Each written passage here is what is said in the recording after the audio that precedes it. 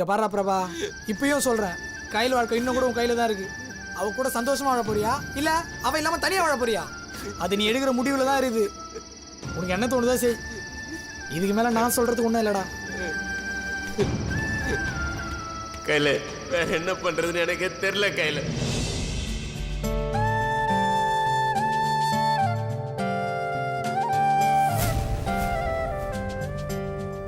இதை மட்டும் குடிச்சிரு. ஐயோ சந்தோஷ், குங்குமப்பூ பாலை நான் 3 வேளையும் குடிக்கணுமா? எல்லாம் நம்ம குழந்தைக்காக தானே, தயவு செஞ்சு கொஞ்சம் குடி. நான் மாட்டேன். ஏய், இதுல கொஞ்சோண்டு தான் குங்குமப்பூ போட்டிருக்கேன், ஒரு ஹாஃபாவது குடியேன். முதல்ல அதை கூட. ஏய், என்ன பண்ற? நீ என்ன குழந்தைக்கு பேர் வைக்கணும்னு தானே கூப்பிட்ட. இங்க பார்த்தா குட்டி பேக்கரியே வச்சிருக்க. ஒழுங்கா நான் எங்க அம்மா கிட்ட குட்டி பாப்பாவுக்கு ஸ்வெட்டர் எப்படி தைக்கணும்னாவது கத்துட்டு இருப்பேன். உன்னால இப்ப அவங்க சீரியல் பார்க்க போயிட்டாங்க. இனி அவங்கள கூப்பிட்டா கூட வரமாட்டாங்க. போட்டோம், நான் உனக்கு ஸ்வெட்டர் தைக்க கத்து கொடுக்குறேன். ஏய், உனக்கு ஸ்வெட்டர் தைக்க தெரியுமா? எவனுக்கு தெரியும்? யூடியூபை பார்த்து என் பொண்டாட்டிக்காக ஸ்வெட்டர் தைக்க கத்து கொடுக்குறேன். பேசாத நீ. இன்னைக்கு உன்னால நான் ஸ்வெட்டர் தைக்கிற பிளான் எல்லாம் வீணா போச்சு. கோச்சுக்காத. என்ன தொடாத. ப்ளீஸ் கோச்சுக்காத செல்லம். தொடாதன்னு சொல்றேன்ல. அக்கா, எப்படி கொஞ்சம் பாத்தீங்களா? நம்ம மாயா கூட தான் இவன் பிள்ளைய சுமந்துன்னு இருக்கா. இவன் அவளை சட்டை கூட பண்ண மாட்டேங்கிறான். நல்லா மயக்கி வச்சிருக்கா. செல்வி, கொஞ்சமாச்சும் குடியேன் ப்ளீஸ். சரி, ரொம்ப கெஞ்சுற. குடு. இவளுக்கு மட்டும் பாதாம் பிஸ்தா குங்குமப்பூ போட்ட பால். நம்ம மாயாவை என்னன்னு கேட்கறதுக்கு கூட இங்க ஒரு நாதி இல்லை.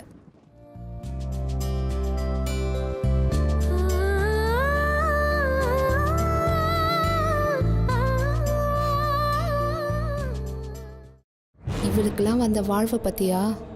வர கோவத்துக்கு அவளை அப்படியே எரிச்சிடலாம் போல இருக்குக்கா. குடிச்சிட்டேன். இப்ப போதுமா? தேங்க்யூ.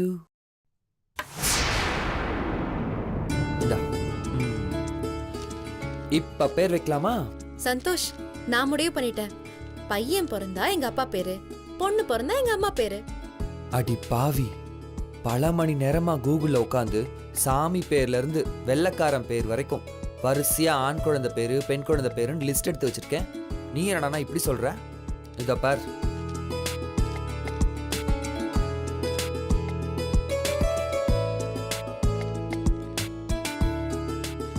சந்தோஷ், என்ன இவ்ளோ பேர் இருக்கு?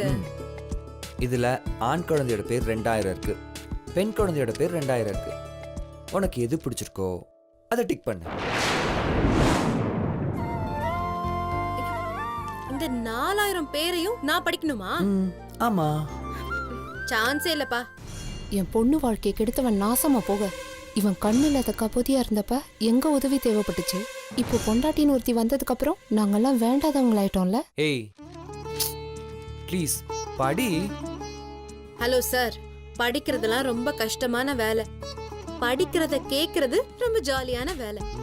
சோ நீங்க இந்த 4000 பேரையும் படிப்பீங்களா? அத நான் ஜாலியா ஒவ்வொரு பேரா கேட்டு எனக்கு எது பிடிச்சிருக்கோ அதை நான் சொல்லுவேனா? நீங்க தான் டிக் பண்ணுவீங்களா? எப்படி? செல்வி, நம்ம குழந்தைக்கு பேர் வைக்கிறது ஜாலியான வேலை தான். இப்ப எப்படி படிக்கிறேன்னு மட்டும் பார். என் பொண்ணை கர்ப்பமாக்கிட்டு இங்க வந்து எவளுக்கோ பிறக்க போற குழந்தைக்கு பேர் வைக்கிறானாம். பேர் இதெல்லாம் விளங்கும்னு நினைக்கிறேன். விளங்கவே விளங்காது. அருணாச்சலம். அடுத்து படி. அருண்குமார். நீ பொண்ணு பேர் படி. அக்ஷிகா, அம்பிகா, அனுஷ்கா. அக்ஷிகா கியூட்டா இருக்குல்ல? சரி, அதை டிக் பண்ணு. அக்ஷிகா. ஏய், இதுக்கு மேல நான் இங்க நின்ன எனக்கு பிபி தான் ஏறும். வா போலாம்.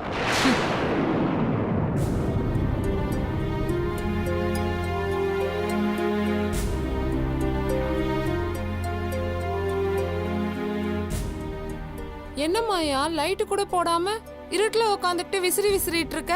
சந்தியா, அந்த ஸ்விட்ச போடு. மா, கரண்ட் கட் ஆயிடுச்சுமா. அக்கா, இப்பதானக்கா பார்த்தோம், அங்கெல்லாம் லைட் எரிஞ்சிட்டு இருந்துச்சு. சந்தியா, சந்தோஷ் வீட்ல இன்வெர்டர் இருக்கு, அதனால லைட் எரிஞ்சிருக்கும். என்னது சந்தோஷ் வீடா? அப்ப இது யாரு வீடுடி? நீ அவனுக்கு யாரு? மாயா, தெரியாம தான் கேக்குறேன். இந்த வீட்ல என்ன நடக்குதுன்னு தெரிஞ்சுதான் இருக்கியா? இல்ல மானம் கெட்டு மரியாதை கெட்டு என்ன நடந்தாலும் நமக்கு என்னன்னு கண்டுக்காம இருக்கியா? என்ன சொல்ற? உண்மையை தாண்டி சொல்றோம். அவன் உனக்கு தாலி கட்டாம குழந்தைய கொடுத்திருக்கான். அது எவ்வளவு பெரிய தப்பு. அதையே நாம மன்னிச்சிட்டோம். அவன் பதிலுக்கு என்ன பண்ணணும்? செல்விக்கு கொடுக்கிற மரியாதையில பாதியாவது உனக்கு கொடுக்கணும்ல. ஒரு புருஷன்னா அவன் உன்னை பொத்தி பொத்தி பாத்துக்க தேவையில்ல. ஆனா அவன் குழந்தைய நீ சுமக்கிறல்ல, அதுக்காவது மரியாதை கொடுக்கணும்ல. எப்படி இருந்தவ 2 வாரத்துல எப்படி ஆயிட்டான்னு பாருங்கக்கா. சொல்லாதடி, எரிச்சலாவது. இது வரைக்கும் உன்னை ஒரு செக்கப்காவது கூட்டிட்டு போயிருப்பானா? இல்ல நீ எப்படி இருக்கேன்னு ஒரு வார்த்தை தான் கேட்டிருப்பானா? சின்ன வயசுல இருந்து நீ மகாராணி மாதிரி வளர்ந்தத பார்த்தவன் தானே அவன். தயவு தாட்சண்யம் கூட காட்டாம உன்னை இப்படி கொடுமைப்படுத்துறான். அந்த செல்விய மடியில வச்சு தாங்குவானா? இவள ஒரு வேலைக்காரி மாதிரி இந்த குடோன்ல போட்டு சாவடிப்பானோ? இதெல்லாம் நினைச்சா தாண்டி பெத்த வயிறு பத்திக்கிட்டே எரியுது.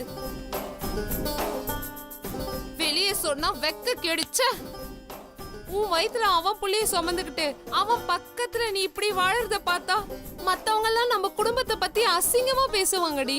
அவன் உன்னை நல்லா வாழ வச்சிருந்தா கூட பரவாயில்ல, அவன் உன்னை கேவலப்படுத்திட்டு இருக்காண்டி. அது உனக்கு புரியலையா? மாயா, அந்த செல்வி உன் மேல பரிதாபப்படுறான்னு நினைச்சிட்டு இருக்கியா? இல்லவே இல்ல. அவ உன்னை மறைமுகமா பழி வாங்குறா மாயா. நீ அவளை ஒரு காலத்துல வேலைக்காரி மாதிரி நடத்தினல, அது அவ மறந்துருப்பா நினைக்கிறியா? அதான் இல்ல. இப்ப உன்கிட்ட அவ அன்பா பேசி உன் மனச மாத்தி உன்னை காலடி செருப்பா நடத்திட்டு இருக்கா. எனக்கா?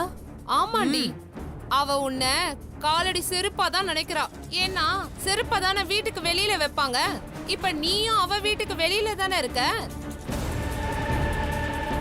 ஒண்ணுமே இல்லாத செல்வி பஞ்சமெத்த ஏசி ரூமு, உனக்கு ஒரு ஓட்ட ஃபேன் கூட இல்லாத இந்த கேவலமான ரூமு. மாயா, அந்த செல்வி ரொம்ப நயவஞ்சகமா உன்னை பழி வாங்கிட்டு இருக்கா. நீயும் இழிச்ச வாய்த்தனமா அவளை நம்பி ஏமாந்துட்டு இருக்க. உனக்கு தங்க இடம் குடுக்கற மாதிரி கொடுத்துட்டு தினம் தினம் உன்னை அவமானப்படுத்திட்டு இருக்கா. நீயும் அதெல்லாம் உண்மையான அன்புன்னு செல்வி செல்வின்னு குழஞ்சிட்டு இருக்க. மாயா, கழுகு உயிரோட வச்சுதான் அதோட இறைய கொத்தி கொத்தி தின்னுமா. அந்த மாதிரிதான் அவ உனக்கு ஆறுதல் சொல்ற மாதிரி வந்து தினமும் நீ அழுவுறத பார்த்து ரசிக்கிறா. சீக்கிரம் சுதாரிச்சுக்கோ.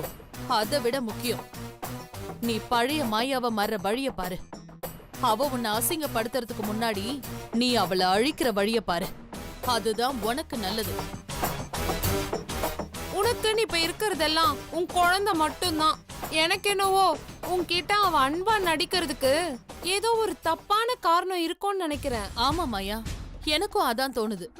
இதோ பாரு, அவ எது கொடுத்தாலும் உடனே சாப்பிட்றாத, பார்த்து சாப்பிடு. அவ குழந்தை தான் இந்த வீட்டோட ஒரே வாரிசா இருக்கணும்ன்றதுக்காக உனக்கு கொடுக்கற சாப்பாட்டுல விஷம் கலந்து கொடுத்தாலும் கொடுப்பா.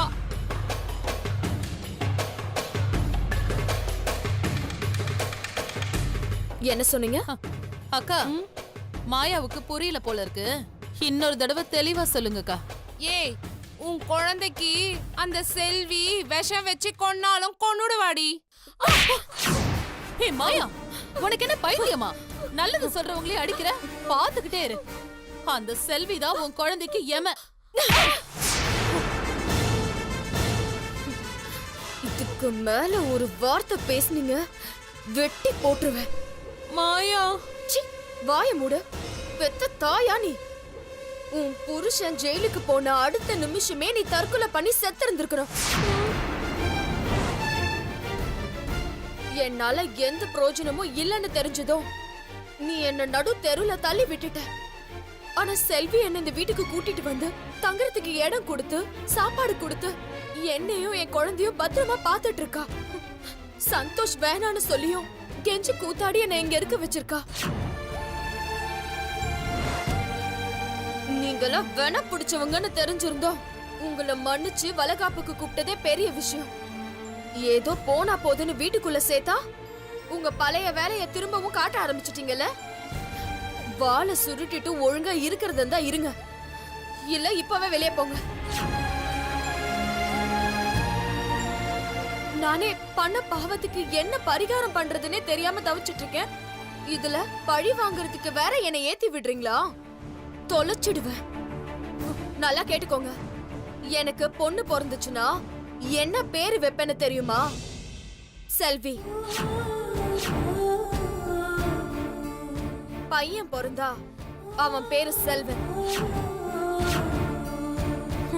இதுக்கு மேல உங்க 2 பேர்ல யாராவது செல்விய பத்தி தப்பா பேசுனீங்கன்னா, ஏன் நினைச்சீங்கன்னா கூட நானே உங்களை கொன்னுடுவேன். அவங்க போடுற உப்பையே சாப்பிட்டுட்டு அவங்களுக்கே துரோகம் நினைப்பீங்களா? இனிமே அந்த கதையெல்லாம் இங்க நடக்காது. புரியுதா? ச்சீ. அக்கா, ஆன்ட்டி. வாங்க தம்பி, உள்ள வாங்க. தரகரே, நீங்க சொல்லுங்க. இவர் அமெரிக்கா, இவரு ஆஸ்திரேலியா, இவரு சேட்டு பையன். பாருங்க, செம வெயிட். என்னடா இது? டேய், அவன்டா இவன். எவன்? புரோக்கர் பயப்புள்ள. சந்திரா, இவங்களாம் டைவர்ஸ் ஆனவங்க. செகண்ட் மேரேஜுக்காக ஒத்த கால நிக்கிறாங்க. செகண்ட் மேரேஜா? டேய், இந்த விஷப்பூச்சி எங்கே மிதிச்சு சாவடிக்கணும்டா. இவங்கள யார் உங்களுக்கு பிடிச்சிருக்குன்னு சொல்லுங்க. உங்க பொண்ணுக்கு 2ஆம் தாரமா கல்யாணம் பண்ணிடலாம். ஹலோ, என்ன பண்றீங்க? இவங்க பொண்ணுக்கு வரன் பாக்குறேன். ஆமா தம்பி. இந்த பாரு ஓய், 2500 ரூபா கொடுத்தா 2000 மாப்பிள்ளையே இன்டர்நெட்லயே காட்டுறான். நீ கமிஷனை வாங்கிட்டு கண்டவன எங்க ஆத்து பொண்ணுக்கு தள்ளி விடலான்னு பாக்குறியா? அது நாங்க இருக்கிற வரைக்கும் நடக்காது. தம்பி, இல்ல தம்பி, இவர் எனக்கு ரொம்ப தெரிஞ்சவரு. தெரிஞ்சவனா? என்னடா பண்றது? நீ கவலைப்படாத, நான் பாத்துக்கிறேன். ஓய், என்ன தைரியம் இருந்தா எங்க கையில நீ 2ஆம் தரமா போ சொல்லுவ. என்ன நெஞ்செழுத்த உனக்கு? வெளியே உனக்கு இருக்கு. தம்பி, கையலோட அம்மாவுக்கு கல்யாணம் பண்ணி வச்சது நான் தான்ப்பா. ஓ, நீதானா அவன்? நீர் மட்டும் அந்த மீசக்காரனை எங்க அழகான அக்காக்கு அவசரப்பட்டு கல்யாணம் பண்ணி கொடுக்கலனா எங்க அக்கா இந்நேரம் எங்கேயோ எப்படியோ இருந்திருப்பாங்க. கிளிய பிடிச்சி குரங்கையில கொடுத்துட்டேயா. சந்திரா, என்னம்மா இப்படி பேசுறாங்க? உங்க லட்சணமான முகத்துக்கு நம்ம போலீஸ் அங்கிள் வரதுக்கு முன்னாடி ஒரு அழகான மாப்பிள்ள, ஒரு அறிவான மாப்பிள்ள, கோடீஸ்வர மாப்பிள்ளலாம் உங்களை தேடி வரல. எங்க உங்க மனசை தொட்டு சொல்லுங்க பாப்போம், வரலன்னு. டேய், வேற யாரும் நிஜமாவே வரல போல இருக்குடா. மீச மட்டும் தான் இந்த மூஞ்சிக்கு தேடி இருக்கும் போல. வாய மூடுறா. ஆமாப்பா, ஆமா. என்ன தேடி நிறைய மாப்பிள்ளைங்க வந்தாங்க. நான் தான் அவசரப்பட்டு இந்த தரகர் பேச்ச கேட்டு அந்த சொட்ட மண்டையனை கட்டிக்கிட்டேன். இப்ப நீ சொன்னதுக்கு அப்புறம் தான்ப்பா எனக்கு எல்லாமே ஞாபகம் வருது. பாத்தீங்களா, ஃபர்ஸ்ட் மேரேஜே இந்த ஆளுக்கு ஒழுங்கா பண்ண தெரியல. இதுல கையலுக்கு செகண்ட் மேரேஜ் பண்ண போறாரா? அப்படியே கொமட்ல குத்துனா. சந்திரா, ஐ அம் இன்சல்ட். யோ, சும்மா நின்ன இடத்துல குமுறாத. நீ உண்மையான தரகரா இருந்தா, ரோசம் இருந்தா, மானம் இருந்தா, வெக்கம் இருந்தா, உன் தொழிலுக்கு நீ உண்மையா இருந்தா இனி இந்த வீட்டு வாசப்படி மிதிக்க மாட்டேன்னு சொல்லிட்டு போ பாப்போம். சந்திரா, எனக்கு பெருத்த அவமானம் இது. இனி நீயே கூப்பிட்டாலும் இந்த வீட்டு வாசப்படியை மிதிக்க மாட்டேன். தரகரே, கோச்சுக்காதீங்க தரகரே. ஏதோ சின்ன பசங்க தெரியாம பாசத்துல பேசிட்டாங்க. முடியாது முடியாது. ஐயோ தரகரே, நான் சொல்றத கொஞ்சம் கேளுங்க. தரகரே, நான் சொல்றத கொஞ்சம் கேளுங்களேன். தரகரே, நில்லுங்க. என்ன தம்பி நீங்க? எப்படியும் அவர்தான் என் பொண்ணுக்கு மாப்பிள்ளை பார்த்தாகணும். அவரும் போயிட்டாருன்னா இப்ப வேற யாரு என் பொண்ணுக்கு நல்ல மாப்பிள்ளைய பாப்பா? நான் இருக்கேன் ஆண்டி. என்னது? நாங்க இருக்கோம்னு சொல்ல வந்தேன் ஆண்டி. கையலுக்கு ஒரு நல்ல மாப்பிள்ளையா, படிச்ச மாப்பிள்ளையா, அறிவாளியா, திறமசாலியா, நாளும் தெரிஞ்சவனா பார்க்க வேண்டியது என் பொறுப்பு, எங்க பொறுப்பு. ஆனா என் பொண்ணு டைவர்ஸ் ஆனவளாச்சேப்பா. அவளை 2ஆம் தரமா தானே யாருனாச்சும் கட்டிப்பாங்க. அப்படி ஒரு நல்ல மாப்பிள்ளைய நான் பாக்குறது சாத்தியமாப்பா? ஆண்டி, இந்த தரகர் பேச்செல்லாம் கேட்டா இப்படிதான் 1983 இருப்பீங்க. இது ஹைடெக் காலம் ஆண்டி. பிடிக்கலன்னா இன்னொரு கல்யாணம், பிடிச்சா அன்னைக்கே கல்யாணம். நீங்க பேசுறது எதுவுமே எனக்கு புரியலையே தம்பி. புரியுற மாதிரி சொல்றேனே, கேளுங்களேன். கையலோட அழகுக்கும், அறிவுக்கும், திறமைக்கும், அந்த கண்ணுக்கும், அந்த மூக்குக்கும், அந்த வாய்க்கும், அதாவது அவங்க படிச்சிருக்க படிப்புக்கு அவங்கள ஒரு ஃப்ரெஷ்ஷா ஒரு மாப்பிள்ளையே கல்யாணம் பண்ணிப்பாருன்னு சொல்ல வந்தேன். அப்படி ஒரு மாப்பிள்ளைக்கு நான் எங்கப்பா போவேன்? எங்க போவீங்களா? படிச்ச எத்தனையோ பேர் இருக்காங்க, மனசுக்கு பிடிச்சவங்க கூட இருப்பாங்க. ஏன் நம்ம பக்கத்திலே கூட இருப்பாங்க. ஏன் இங்க கூட இப்ப கூட. நீ வளராது. அதாவது ஆண்டி இந்த ஊர்ல இருக்கிற நல்லா சம்பாதிக்கிற கையில நல்லா பாத்துக்கிற ஒரு நல்ல மாப்பிள்ளை நிச்சயம் கிடைப்பான்னு சொன்ன ஆண்டி. அப்படியா தம்பி? என் பொண்ணு முதல் தரமா கட்டிக்கிற ஒரு நல்ல மாப்பிள்ள நம்ம ஊர்லயே இருப்பாங்களா? ஏன் ஆண்டி இருக்க மாட்டாங்க? நிச்சயம் இருப்பான். இருப்பாங்கண்ணா, இருக்கான். போட்டு குத்துறாத. அதை விடுங்க. இன்னையில இருந்து என் முழு நேரம் வேலை என்னன்னு தெரியுமா? என்ன தம்பி? உங்க கண்ணுல இருந்து ஆனந்த கண்ணீர் வர வைக்கிறது மட்டும்தான் என் வேலை. என்னது? அதாவது இந்த நிமிஷத்துல இருந்து கையலுக்கு ஒரு நல்ல மாப்பிளைய பார்க்க வேண்டியது எங்க பொறுப்புன்னு சொல்றான் புள்ளையாண்டான். ஆனா இது முடியுமா தம்பி? முடியுமாவா? இனிமே பாருங்க, கையில முதல் தாரமா ஃபர்ஸ்ட் ஒய்ஃபா கல்யாணம் பண்ணிக்கிட்டு நான் உங்களை தங்கத்தட்டுல தாங்குற மாதிரி ஒரு மாப்பிளைய பார்க்க வேண்டியது என் பொறுப்பு. அவனை கொண்டு வந்து உங்க கண்ணு முன்னாடி நிறுத்த வேண்டியது என் பொறுப்பு. ரொம்ப சந்தோஷம் தம்பி. நீங்க 2 பேரும் கையிலுக்கு மாப்பிள்ளை பாக்குற விஷயத்துல எனக்கு கொஞ்சம் உதவியா இருங்க. இருப்போம். அதுதானே இனிமே எங்க வேலையே. அப்ப வரோம் ஆண்டி. ஐயோ, என்ன அடக்கம், என்ன பணிவு. 2 தங்கமான தம்பிங்க. இனி நம்ம பொண்ணுக்கு புது வாழ்க்கை காத்திருக்கு.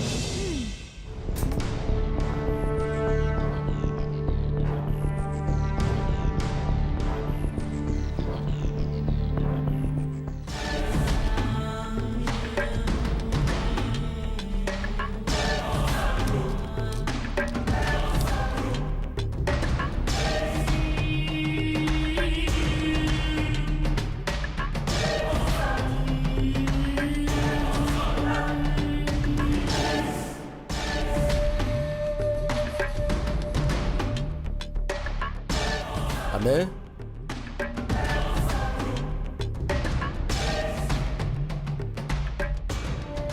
என்னண்ணே இப்படி பண்ணிட்டீங்க? எல்லா தப்பையும் நீங்களே செஞ்சேன்னு ஒத்துக்கிட்டு, அதுவும் நம்ம குடும்பத்துக்காக வாழ்க்கை பூரா நீங்க ஜெயில கடந்தா நான் மட்டும் வெளியில போய் என்னண்ணே பண்ண போறேன்? இல்லண்ணே, நான் அவங்கள விட மாட்டேன். இனி அந்த குடும்பத்துல நான் ஒருத்தரை கூட உயிரோட விட மாட்டேன். உங்களை இந்த நிலைமைக்கு கொண்டு வந்த அந்த சந்தோஷுக்கும் செல்விக்கும் இனி அந்த குடும்பத்துக்கும் நான் தானே பரம எதிரி. ஏமானும் நான் தான். ஒண்ணு சந்தோஷோட குடும்பத்தையே அழிச்சிருவேன், இல்ல சந்தோஷ்க்கும் செல்விக்கும் குழந்தை பிறக்க போறதுனால தானே அந்த குடும்பமே குதூகலமா இருக்கு. இனி அந்த வாரிசே இல்லாம பண்ணிடுவேன். கொலவெறியில இருக்கனே நானு. அந்த குடும்பத்தையே வேற இருக்காம விட மாட்டேனே, விட மாட்டேன். சந்தோஷையும் செல்வியும் அழிச்சிட்டு தானே நான் இனி உங்களை வந்து பார்ப்பேன். வரேனே.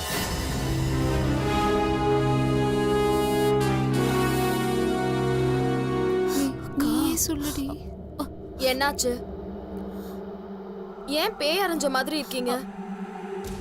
அது ஒண்ணு இல்ல மாயா, ஃபோன் கால் வந்துச்சு. அதுல இருந்து எனக்கு கையும் ஓடல காலும் ஓடல. யார் கால் பண்ணது? அறிவு. அறிவு அங்கிள் ஜெயில இருந்தா பேசினாரு. என்னவா?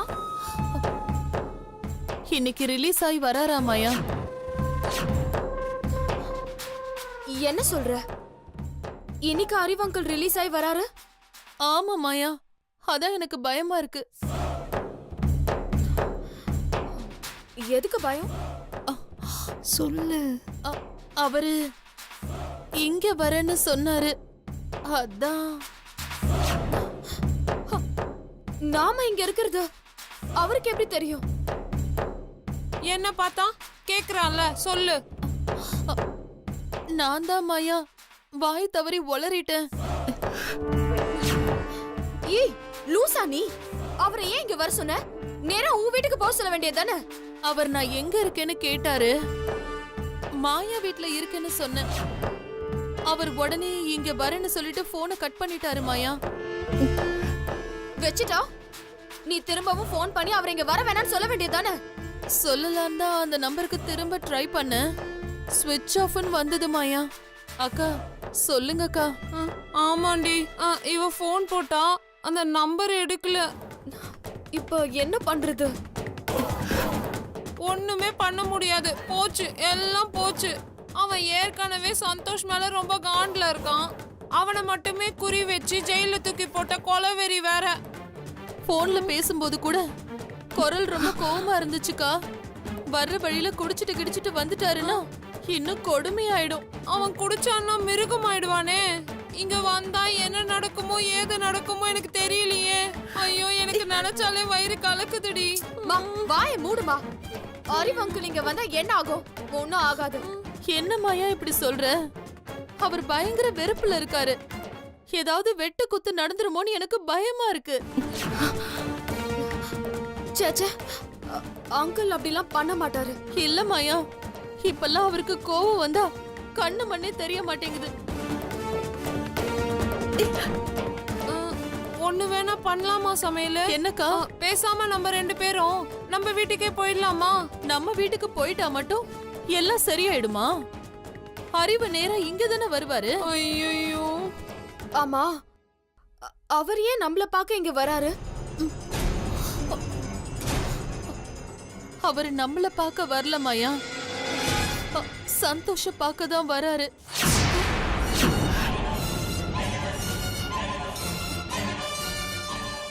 அறிவும் சந்தோஷம் நேருக்கு நேர் பார்த்துக்கிட்டா சத்தியமா என்ன நடக்கும்னு என்னால கற்பனை கூட பண்ணி பார்க்க முடியலையே. ஆமாங்கா, கோவத்துல புத்தி கித்து கெட்டு போய் அறிவு ஏதாவது பண்ணி மறுபடியும் ஜெயிலுக்கு போயிடக்கூடாது மாயா. அவ்வளவுதான், அதோட என் வாழ்க்கையே போயிடும். ஏய் சமையலு, அழுவாதடி.